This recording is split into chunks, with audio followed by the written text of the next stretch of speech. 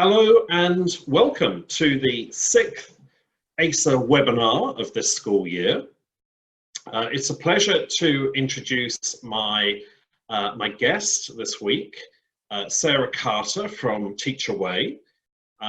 Before we ask Sarah to introduce herself, I am just going to inform everyone who's joining us today that there is a chat feature. I have just posted a message. Please take a moment to introduce yourself, perhaps name, country, school, so we know who's with us today. And the chat feature, the Zoom webinar chat feature, that should be on the bottom of your screen, is a place for you to ask any questions you may have. And I will endeavour to get to those questions, relay them to Sarah. And hopefully Sarah will have some time to tackle those as we go through the webinar. If not, Sarah is going to be joining us next week at the AISA conference. Teach Away is a gold sponsor of the conference, so she will be available to answer any questions and to FaceTime with people for people to take conversations forward after our introductory discussion here today. So I'm Graham Watts, Director of Professional Learning at AISA. I'm probably familiar to some of you, but Sarah was telling me that she has been responsible for Teach Away's work in Africa for the past year. So Sarah, perhaps you could tell us a little bit about your role at Teach Away and what the company does. Yes, well, thank you so much for that lovely introduction, Graham. And yes, hello everyone. I'm very delighted to be here talking to the AISA schools today. And yes, so I'll start by telling you a little bit about Teach Away and who we are. So Teach Away, we are a global leader in international teacher recruitment and teacher development. We are home to one of the world's largest communities of international educators. We actually, in our community, have 1.2 million teachers registered with us. Yes, it is truly massive. It's like a small nation. Yes, larger than some nations. Yeah, it's like teacher land. Exactly, like I'm from Scotland, a fifth of Scotland. But yes, I'll tell you a bit about the vision of Teach Away. We started 15 years ago now with the vision of, we're still family run, and it was the vision of our CEOs to create a world where every student experiences the power of a great teacher. And our mission remains to this day to solve the global teacher shortage by providing great schools with great teachers. Mm-hmm. And we do a myriad of things to make that happen. So we currently work with more than 2,000 schools globally in over 100 countries. We mainly do teacher recruitment and utilize technologies to find the best and most forward-thinking ways to connect up schools and teachers. But we have recently started a teacher certification program whereby we're now licensing teachers, international school teachers in the US, and we're taking that forward, you know, in many different ways. And for a number of years now, we've also been TEFL certifying teachers through the University of Toronto and Berkeley in the US. So yeah, we do what we can to connect, to make teachers and bring them to great schools. So I have two questions, Sarah. First of all, so you said you recruit teachers. Does that include head teachers or school leaders? Or are you talking specifically around classroom practitioners? Great question. We work with governments, we work with international schools, we work with organizations that are education organizations, and we literally have every single type of teacher or educator in our group, if you will. Right. 50% of what we do is with the international schools market, but we have head teachers, we have We have classroom practitioners, we have librarians, curriculum developers, you name it. We have them registered with us. I know it's a bit of a sort of rudimentary way to describe us, but it's like a LinkedIn for teachers. Right. We're incredibly visible online, and that's why we attract international educators looking for their next role. Sure, sure. So it's a broad audience of educators. Anybody really, anybody who works within a school community. Absolutely, absolutely. But predominantly the K-12 audience, if you will. But yeah, everything in between. Recruitment and the teacher pipeline is something that lots of our schools and our school leaders often talk about. At the AISA School Heads Retreat in September, one of the topics that was discussed was the future pipeline.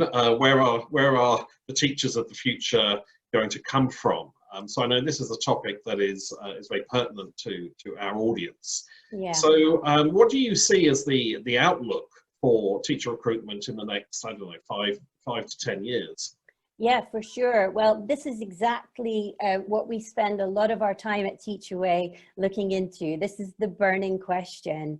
I've actually got some slides actually prepared. We produce, we survey every single year many thousands of our teaching community. We're in a great position to do this in that we have these 1.2 million educators to hand, but every year we dig into to find out not just how they're looking for their next role, but you know what's important to them about their roles and so on and so forth. So a lot of what I'm going to talk about today relates back to this report. So if it's okay, if everyone has seen my face and you'll see me next week, hopefully.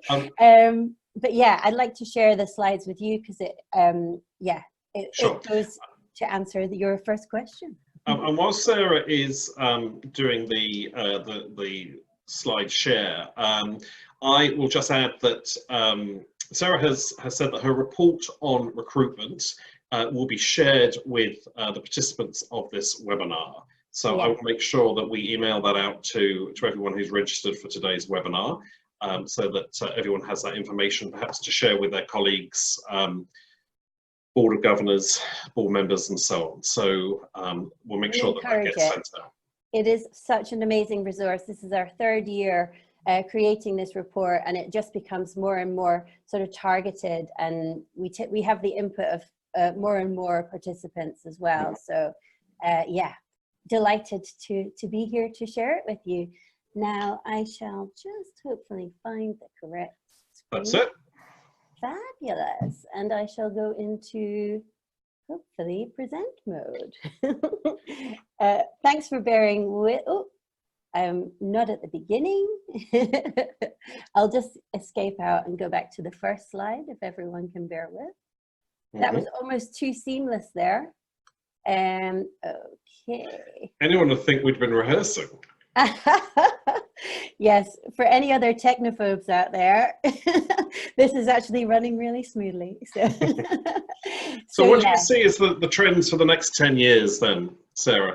So yeah, I mean, where we're at the moment, in recent years, just from everyone we're speaking to, our partner schools are struggling to adapt essentially to the growing demand for educators, and consequently increasing competition for teaching talent.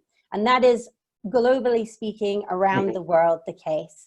In this slide, we've got a bit of AISA data, and they're basically saying, yeah, that it's only going to get worse, and teachers are only going to be more and more few and far between. Since 2015, the numbers of teachers working in international schools has increased by more than 110,000 teachers. And by 2029, that number is projected to grow by another 410,000 teachers. Now, for someone who, attended an international type school in their youth when in the Netherlands, when there was, I think, 3 international schools, and now it's pretty much an international school on every street corner. But yeah, that's not set to change as time goes on, and it's only going to increase essentially. But for those of you on the webinar today who are involved in teacher recruitment, you'll probably be able to answer that question for yourself. Has it become more challenging for you to find teachers? And I hate to break it to you, if it has, it's only going to get worse. To provide, sorry, Graham? No, go for it. To provide a bit more credibility to this, and in order to develop our 3rd annual report, we surveyed 63 international schools, coupled with the thousands of teachers that we survey. And 89% of the schools we surveyed said they have trouble finding qualified candidates to fill the roles that they have open. So that's a huge number. And 44% of those we surveyed said that they see recruitment becoming more difficult than it was in the past. So when you factor in that some of these schools are in Europe and, you know, some of the top destinations in the world or perceived as, then yeah, it asks a lot of questions for the future. So what do you see as the biggest challenges for schools? So biggest challenge, if take a look at my next slide, is going to be competition for candidates. As you can see, there are a number of things that people answered to, but this by far was the biggest challenge they faced, with 70% of schools finding it a challenge, followed by a shortage of skilled candidates. Now, this is something that people say, like, oh, the applications we're receiving, we're getting the applications, but the people that actually match who we're looking for is where the challenge lies. And that is as big a problem, I think. You know, it's not just, there are maybe teachers and more teachers being created out there, but they're not necessarily of the standard that we're looking for. So yeah, but by far it is competition globally that is the biggest challenge. And that, as I say, is only set to increase. So, so what is this impact of teacher shortage and competition for candidates? What's the impact on schools?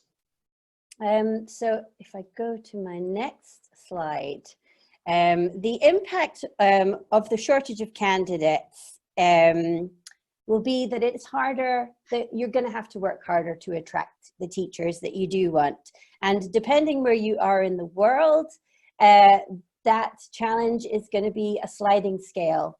But yeah, 76% stated that they are going to have to work harder, but 66% are going to use new or additional recruitment methods. So that is a story I hear time and time again. People are like, oh, well, I've never ever had to use a platform such as yours. It's always been easy. People are having to research new ways of finding teachers. Close third was starting your recruitment earlier. Now, this could be, you know, in the past, you've only had to, you know, put your jobs up in March and that's you done for the year. But more and more, we're seeing people having to almost, recruit all year round. And that includes the summer in some cases, which is you know, shocking compared to how it used to be. But it's because it's growing at such a massive rate. Adjusting the criteria they seek in teachers. Now, that's an interesting one. Yeah, this speaks to a slight compromise, perhaps, starting to sneak in there, and that's not something you want to hear about in a school classroom in any way, shape, or form. But that's unfortunately what is happening. And another one that makes you grimace, increase their recruitment budget. Now, this one, I'm not so sure that is the case, because there are a lot more streamlined platforms and ways that you can, you know, do it all under one roof. But they're certainly looking to maybe streamline what people have done in the past. Mm-hmm. And then last but not least, enhance their compensation packages. There are some big hitters out there in terms of what they're offering. And even if you're in the most attractive location in the world, I'm talking to you, Madagascar, are you paying as much as you would maybe get in the UAE or China? Maybe not, but we'll see, you know. Later on, I will reveal more on this front. Those, the first 2 points are interesting because the top one is saying we'll work harder. The second one is really saying we'll work smarter, which is often the kind of the dichotomy when we're facing a problem. Carry on doing the same thing but harder and longer, or trying to innovate and find ways around it. Exactly. I think actually those points, Sarah, speak to the challenge that schools have in recruiting. It's about increasing work. They're talking about increasing work, changing the time, lowering their expectations, and in some cases, if it's possible, spend more money. But of course, that's not always going to be a possibility for some of the smaller schools that aren't able to increase their budgets like that. Absolutely, absolutely. And I think, you know, when you're talking about budget, you're also talking about time. I mean, if you were, say, for instance, a language school, and you have a person working on hiring your teachers 24/7 for you, that's their job, then yeah, that's great. You've got a resource dedicated to that. But we're talking about, you know, small schools, we're talking about international schools with tiny budgets and, you know, people that can't be dedicated to this. So how do we, you know, reach a position where we're, you know, not only spending, you know, streamlining our time, but also our budgets, and also managing to compete on the global stage. So yeah, it's simple as that. So let's flip it around a little bit from looking at it from the school's perspective. So looking at it from the point of view of candidates, what motivates them to look for a job in an international school? Yeah, now this is the burning question, because if you don't, you know, pay mind to the myriad of things that are important to people, then you'll be missing out. You know, some of the best schools I took, best as in the most desirable area, say for instance, you know, Switzerland, they have actually some of the worst kind of visibility, the worst kind of practices in terms of what you maybe need to be thinking about to attract the most candidates, because they've simply never had to pay much mind to the process. Things have come to them relatively easily. So this is a hugely important question. Why do candidates want to teach abroad? So top of the list, to travel or experience a new culture. Now this is exciting news for pretty much anywhere in Africa. Yep. You've got exciting travel and cultural experiences like nowhere else on earth. Yep. So Yep. Fantastic news. We score highly there. That's good. That shows there is potential. Exactly. To gain global work experience. Now, this is very interesting that people, I think they shy away from this international school teacher coming to a place because they want to travel there. That's not the way to you know, necessarily think about it. You want to be attracting people who are going to appreciate you on all fronts.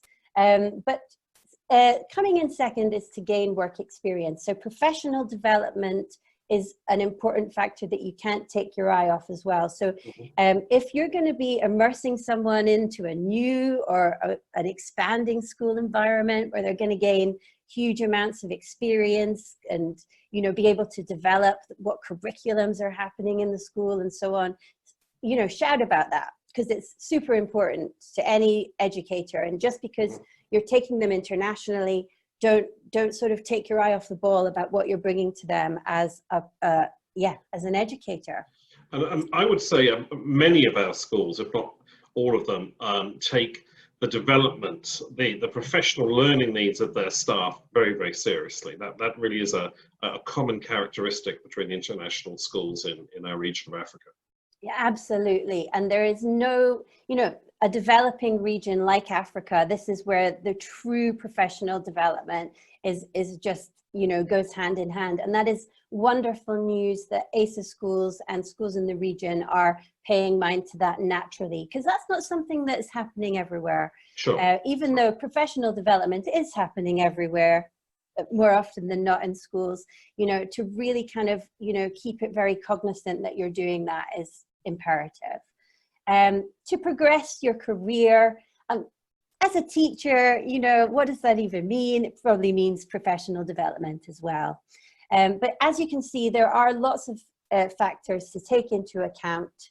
Teaching is more valued overseas. I think that's something, perhaps I would say from where I'm coming from.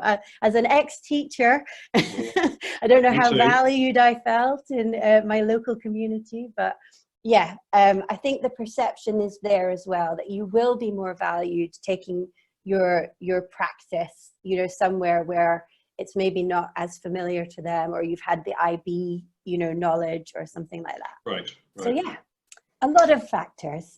Sure. So obviously there's a lot of kind of push reasons or push factors that help us understand what makes candidates head overseas, but where do they want to teach? Is there information on what are their chosen destinations? For sure. So this slide, look away now if you're...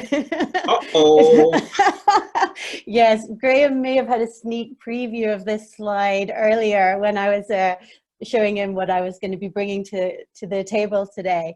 But no, remember, this is 16,000 candidates that we surveyed. And just because Africa is lower down there are factors that influence that in how this, if you have places like Asia that are truly vast and have a lot of opportunities, for instance, it's naturally going to be weighted to other destinations. And, Africa, face this head on.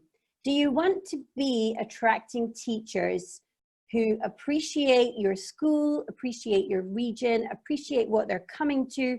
Never more so important in a place that has particular challenges or, things that maybe a less experienced or less appreciative educator doesn't understand. The number of times a school, it doesn't matter where in the world, they go, how much should I pay my teacher? How much should I pay my teacher? And this report just goes to show, and everything that we work at, is that the question that you should really be asking? Or how will I attract the right teacher for my school? How will I attract the ones that are interested in where I am? That is hugely important. And again, it speaks to not shying away from promoting who you are, where you are, what is special about you, what the mission and the ethos and the values of your school is. So this slide, it shows you, globally speaking, the trends, but to my mind, it still shows a large interest in the region and, highlights that you should really try and attract those interested in your region. So I'm thinking those who took part in your survey were probably aware that there are fewer international schools in Africa than, let's say, in Asia. So perhaps that's part of the reason why they have scored that lower. Exactly. That is also, with any kind of data, there will be, caveats and, ways of interpreting it. But I mean, still 25% of 16,000 respondents were interested in roles in Africa. So that's pretty huge. So why are these candidates interested in teaching in Africa? Okay, well, I do have another slide here which shows the most desirable countries in Africa in terms of the top 10. As we can see, South Africa was scored very highly, Egypt, Kenya, the usual suspects, should I say. And I think we spoke a little bit about this earlier.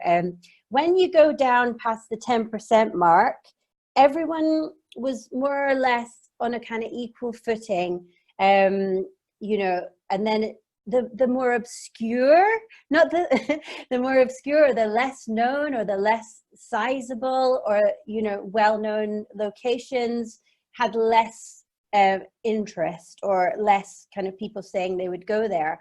And I think that that is, again, hugely important. With new technologies and, you know, the internet, it becomes so empowering for schools to be able to not just share who they are, but where they are, tell their story, and so on and so forth. So with the wonders of modern technology, you can actually put yourself on a map, on a more equal footing than ever before, and attract real quality who appreciates you, more so than ever before. So as much as you know, this slide is interesting, I think it also speaks to, you know, how you can find the hidden opportunities and how you can tell your story better. Mm-hmm. It's interesting because the most desirable ones there, I'm looking at those and thinking those are those are countries that have a lot of international schools. Yes. Just what I mentioned earlier as well, you know, when there's more opportunities there, more people are visiting a source for those opportunities. There's some countries that don't even have international schools. There's some countries that, you know, have one international school or a handful. So this is obviously going to impact. For a developing region, there's nothing but exciting opportunities for sharing. The story of your country, the story of who you are. You know, that's what I love most about my role, looking after the African region for Teachaway. Every day is, hate to use an overused phrase, every day is a school day. I learned so much and so much exciting things. That's a great saying. I'm going to use that. Please don't. It's the cheesiest thing. But yes, it is wonderful. So my next slide is actually why candidates want to teach in Africa. So coming back to what you were asking. Now, top of the list was to make a difference in the lives of children. Now, it may interest you to know that this was pretty much the top answer for every single region, be it, you know, the Western, you know, that's why people want to teach. And it sort of relates back. So it's not an Africa-centric reason by any stretch of the imagination. But at the same time, there's probably a perceived for more developing locations that you are truly going to make such a hugely impactful difference potentially in the lives of children. So yeah, maybe more passionately felt in some of the answers there. But yeah, here's our old friend, travel and cultural opportunities. It is what is, you know, attracting people in the main to teach overseas. So if you have beautiful wildlife in your region, if you have hugely exciting cultural history, or even if there is perhaps the more, you know, the less attractive situations going, they will still be an exciting prospect for people, you know, who are interested in the region. So don't shy away from, you know, telling your school story and telling, you know, what makes you unique. And then career advancement is kind of down there, but I think that that's something that is maybe comes from a lack of education amongst teachers, or maybe speaks more to the strength with which people are, you know, into the culture and into, you know, making a difference. I think that's actually, I think the third point down, career advancement opportunities, for me is the most interesting one, because there are world-class international schools in Africa.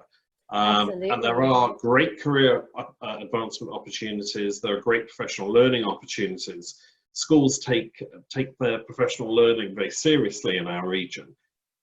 And I'm wondering if, kind of on a regional footing, there is potential to try to promote those career advancement opportunities to others more, as a way of attracting people by educating people about what's on offer in our region. This is why I love the Q&A format that your webinars are taking, because, hey, you know, we're a company that gets 1.6 million unique page visits to our site. We can help tell those kinds of stories. We can help, you know, really engage with what is important in a region and take what people don't know as much as what they do know about it forward. Utilize, online platforms to actually, point out the things people don't know above what they do know. Sure. And I think potential there. Exactly, because I mean, weighted way down there for a region whereby you could have untold professional development, versus another location. Yeah. And we know how important from previously that is to teachers. So sure. It goes without saying. Mm-hmm. Yeah. So how are candidates searching for jobs? What methods are proving popular? Well, we may just be, this may be taking place on the world's #1 way, the internet, online. Who knew? I'd never heard of the internet before a couple of years ago.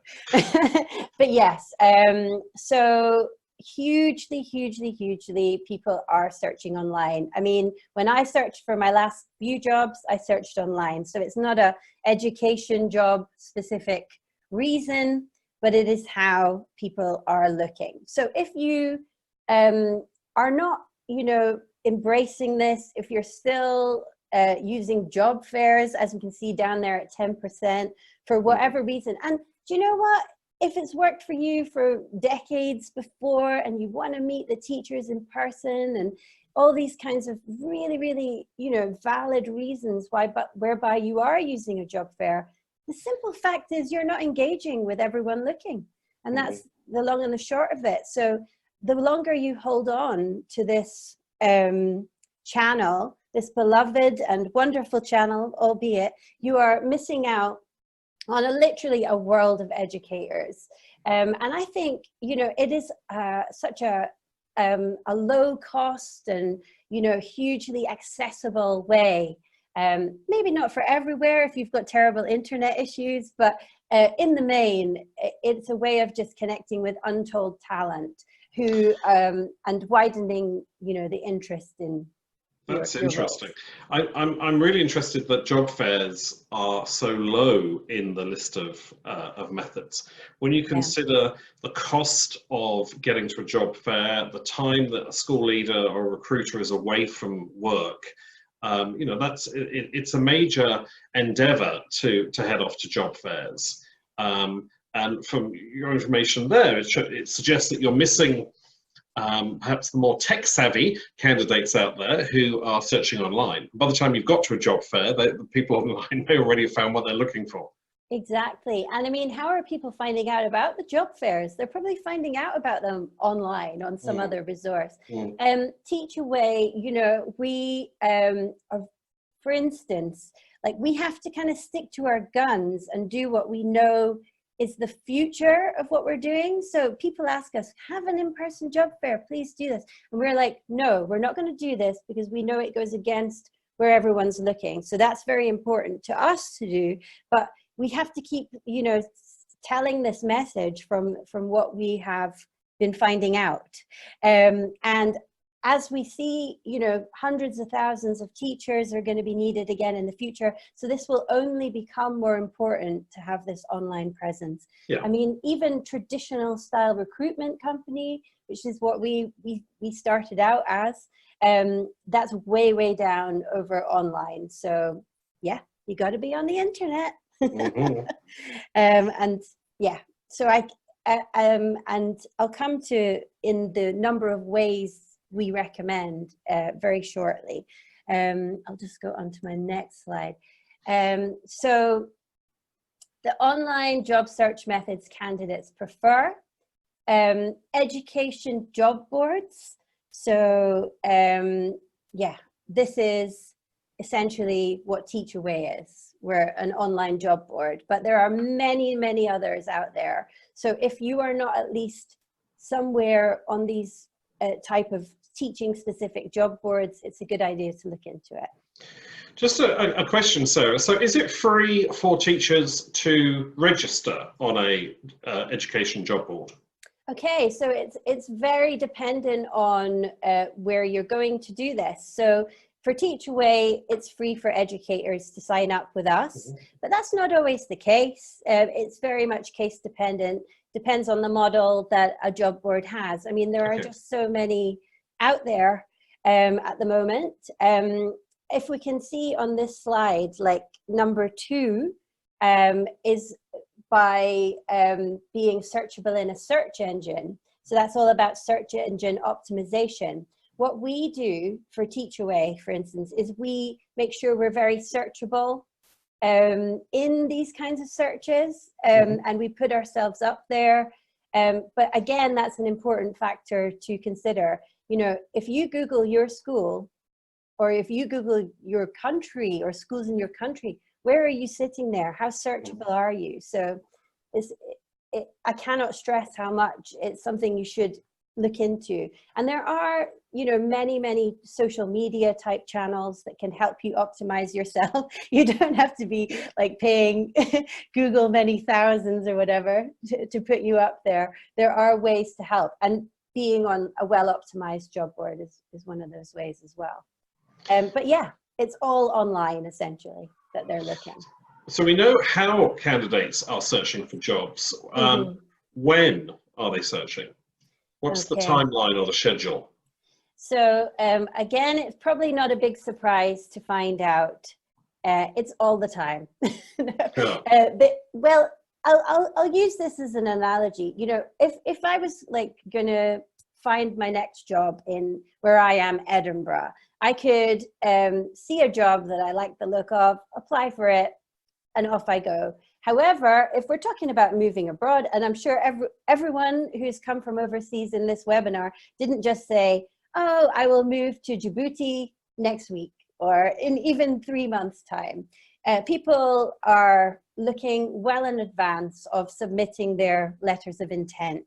They are not making these snap decisions. They are researching, and yeah, it's 9 months plus for you know, 22% of those looking. And I would actually say that it's probably when they've answered this question, a lot of them had been thinking about it long before and maybe doing a bit of searching, but this is when they were actually actioning finding that job.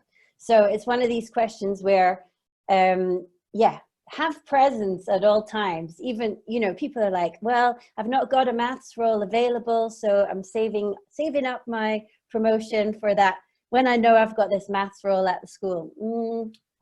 If you're waiting till you've got the role available before you're even visible online, you're not going to catch the people that you want. It's as simple as that. Yeah. So, so how do candidates research schools? How do candidates research their future employers? Here's a slide that just answers that question, as if by magic. Yeah, they're looking, when they're doing their research, mainly on school websites.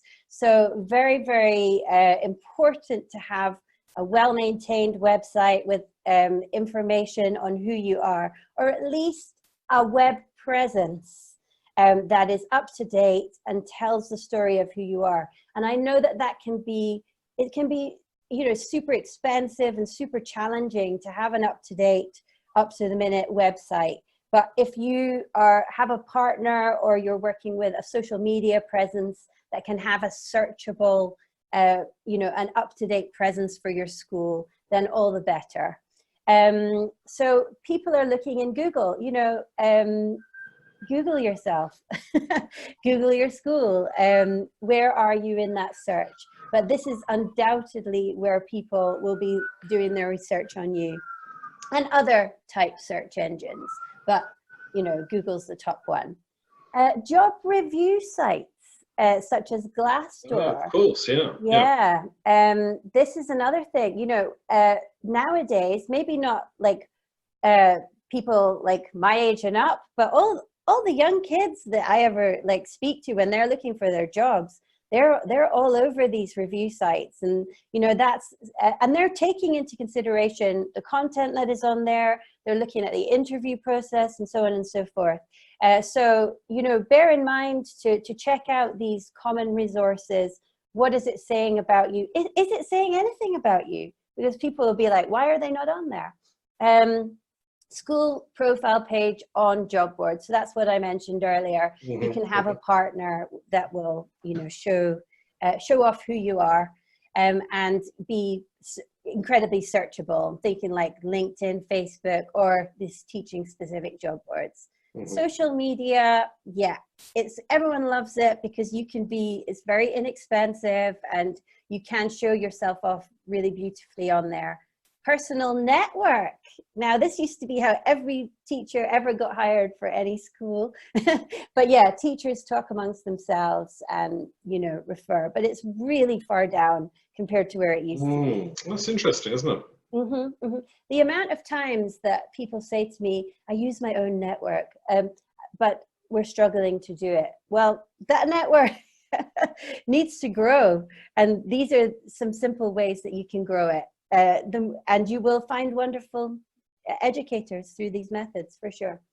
Education, message boards, blogs, and so on. So are you creating your own content for your school? Do you have the time to write a blog?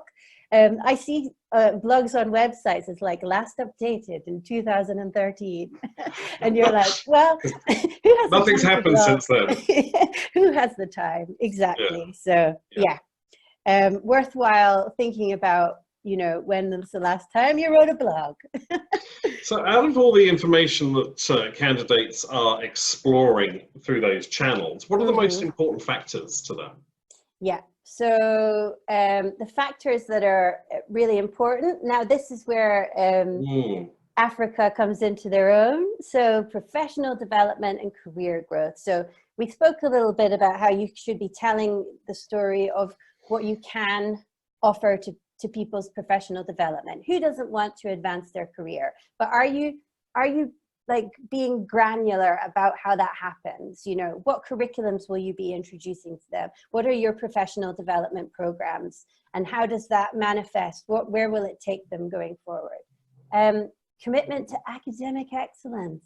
What school isn't committed to academic excellence, but are you showing off how you've achieved this? And you know, who's on your staff, how is the excellence, you know, what awards have the student body won, and so on.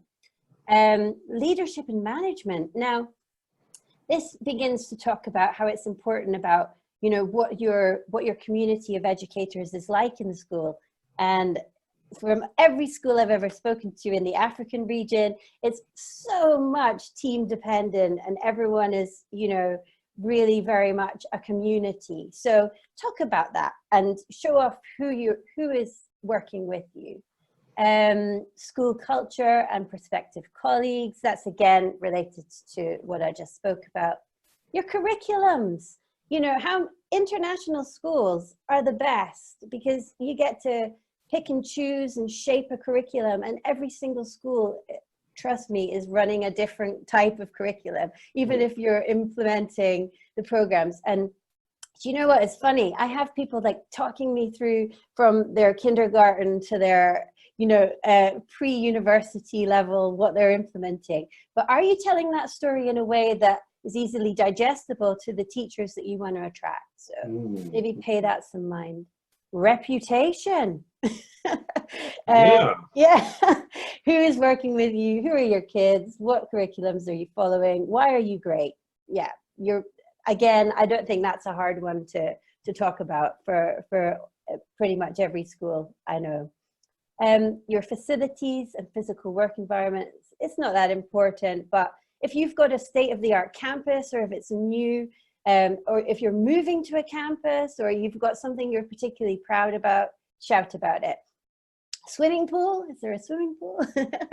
And last but not least, probably just a little bit, you know, is your accreditations. Yeah, shout about being an AISA member if you are one, and any other bodies you're part of, because it does matter to people, and it will, you know, give you that edge of, you know, them taking you seriously. That's interesting that accreditation is quite a low scoring factor there. Certainly in our community in AISA, accreditation is a very important factor. All of our members are accredited by organisations such as those listed there. Mhm. but it's suggesting that that the candidates aren't perhaps as interested in accreditation as perhaps we are. Well, what was their top reason for moving overseas? Was it to work with it? As much as AISA is fantastic, was it their main motivator? Was it the thing that made them choose to do it over all others? Probably not. So shout about it. It will be important to a lot of people, don't get me wrong, but this is a weighted response. And Sure, it sure. shows us that all these other factors are more important. And they're all very important factors. So it's not dissing AISA. Sure, sure. I mean, for me, the standout there is the interest in professional growth and development. Yeah, I think it's that's music. something that So we schools do. in our region, including AISA has a role in that too. We need to help share the message of the outstanding practice, the creative curriculums, the innovations that are going on in schools in our region. Yes, and all of these things are well within your abilities to influence. You can tell everyone about all of these factors, but the important thing is, are you telling people about them? Are you Sure, showing sure. yourself off in the best light that you can? Just So, that kind of thing. So this is what people look for when they are choosing a school. But if we drill down a wee bit and take that to the next logical stage, what do they look for when they're considering a specific job or a role in the school? For sure. Alignment with skills and experience. So I think this is the same for pretty much most jobs that you would go for. But I think very interestingly, 18% said salary and bonus structure. So it's down below the actual job itself. You know, people are paying a lot of mind to that the job is right for them, which is good news. So just to clarify, is this data Africa specific or is this global? This particular slide is global. Okay. We are planning to have, you know, a more granular Africa kind of report produced later on, but we got this, we literally just put this report out about 3 weeks ago now. So we will have very Africa specific kind of takes, but this particular slide is global. Sure. But I don't think it will be much different for Africa. You know, people are not coming to African region for the massive salaries. They're coming for the love of it. And sure. You know, it's the same with teaching generally. No one came into teaching for the salaries and bonus structure. This is exactly it. This is as a former teacher. We all know that. So what are the aspects of a compensation package that are most important? So up here we have salary and bonus. Who knew that would be of some importance? I don't think anyone's ever taken a job and gone, well, I won't even look at the salary. Who cares about that?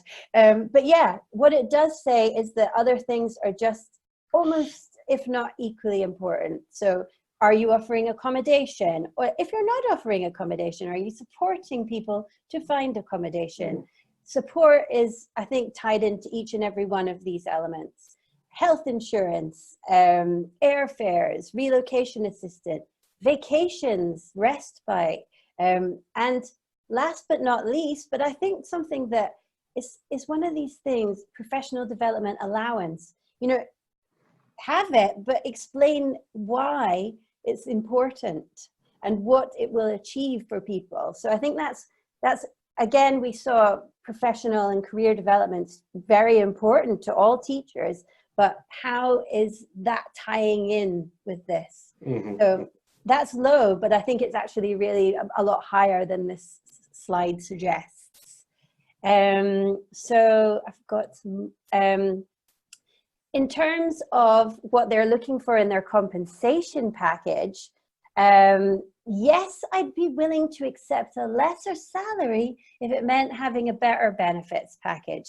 So again, just talking back to that previous slide, do not take your eye off any of those balls. Don't just answer that question, what's your salary? Because there's going to be people like, well, will I be able to afford accommodation in that? Will I ever get home? You know, they don't know where they're going to necessarily. They don't know the cost of living.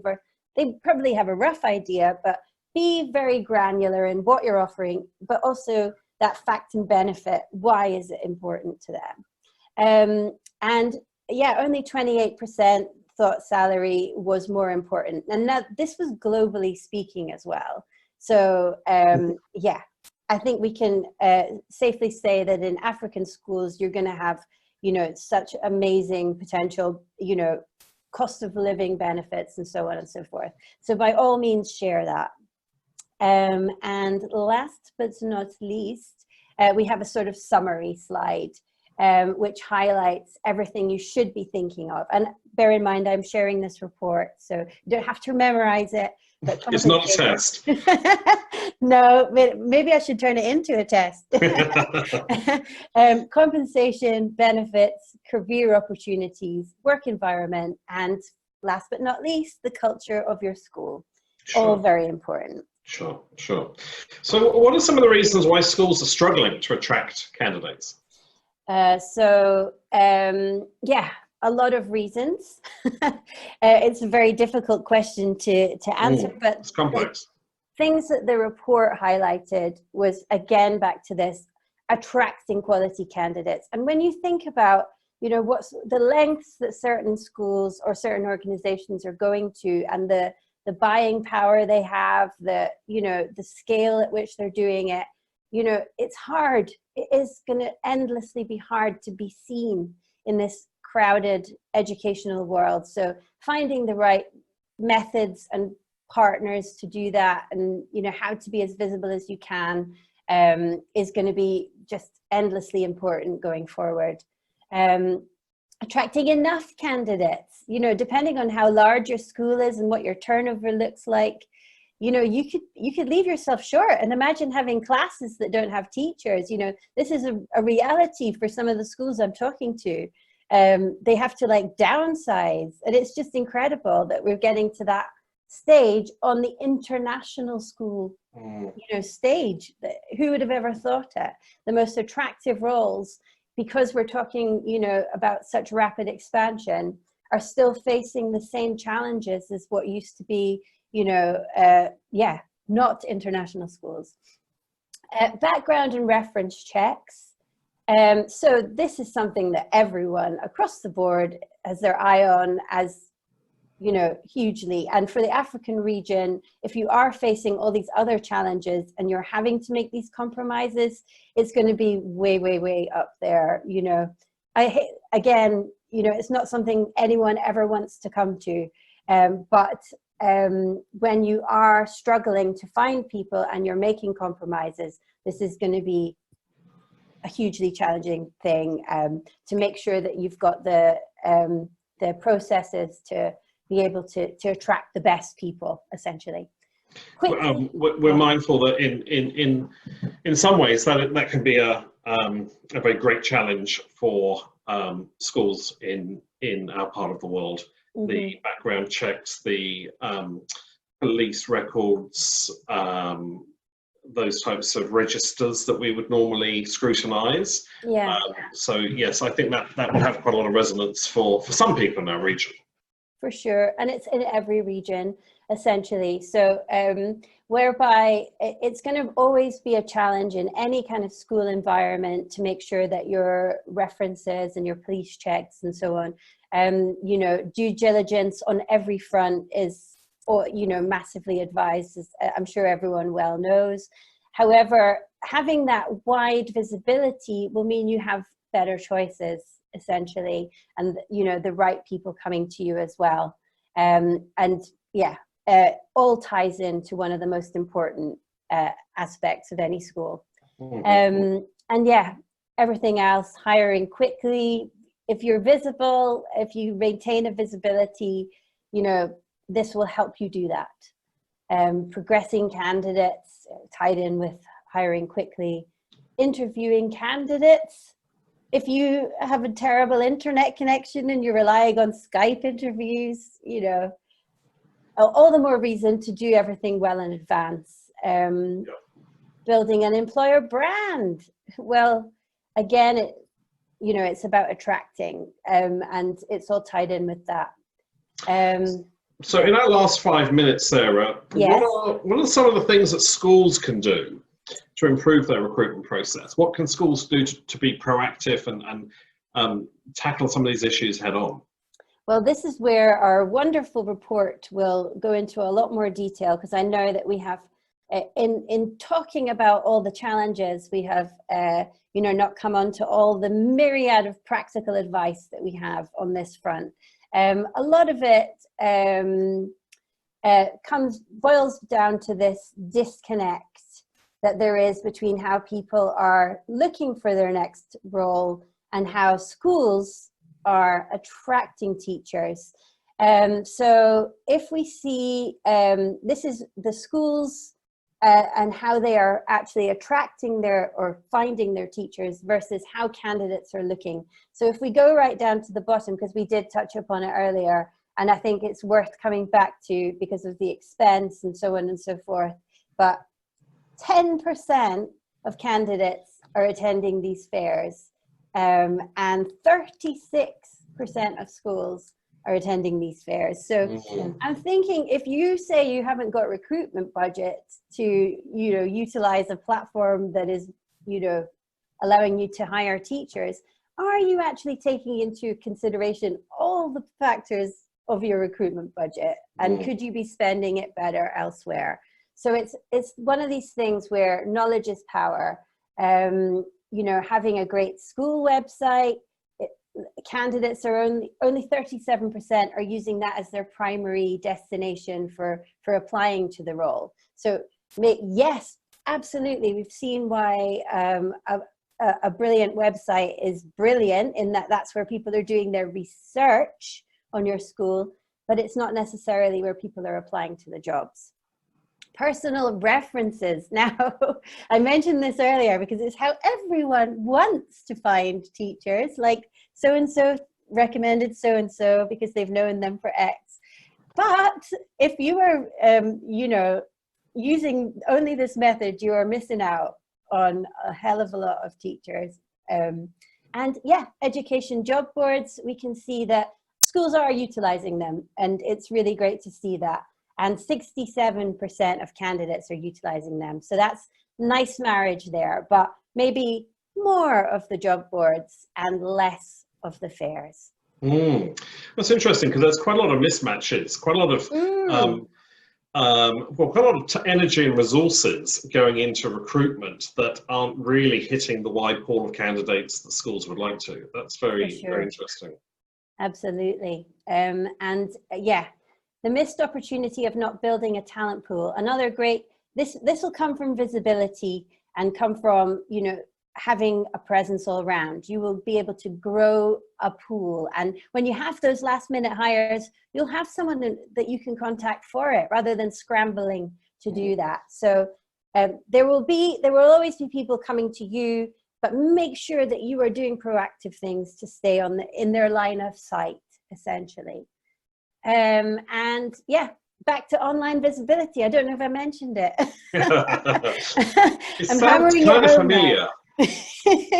Yeah, I mean, it's just so important and so easily achieved when you think of something like a Facebook presence or a LinkedIn presence. But are you using the best source, and are you using a place that is where people are looking for you? Google your school, Google your location, and your searches people are carrying out to even come to that location. And are you even appearing in these searches? You've got the best website in the world. You spent, thousands on it, but are people finding you through that website?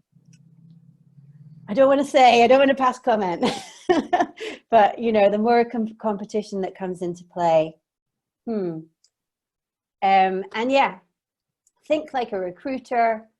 To be a recruiter, think like a marketer, and utilize all the marketing materials that are out there for you. So I have so much more information that I can share, and it will be in the report. But yeah, I will be in attendance next week. So I'm actually presenting this same report, hopefully more succinctly, but at the conference on Friday around lunchtime. So yeah, if you want to know more and have questions, Thank you.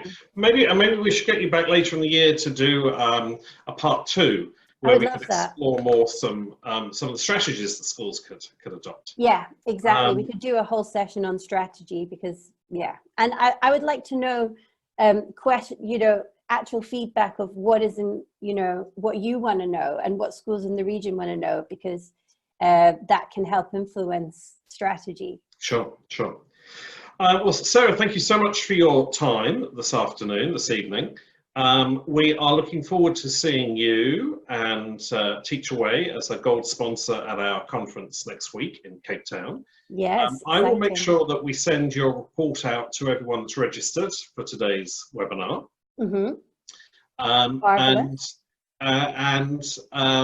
If anyone has any questions, they are very welcome to send them to me, and I will forward them on to Sarah to deal with. But really, that's our time up for today. So thank you for your time, Sarah. Thank you, everyone, for joining us. And if you have any follow-up questions, then please do let me know. Yes, I invite all questions and any chats anyone wants to have. And it's been a real delight to be here, and looking forward to next week. Brilliant. Thank you so much, everyone. Okay, right. Have a good evening, everyone. Bye-bye. Thanks, everyone. Bye-bye. Bye.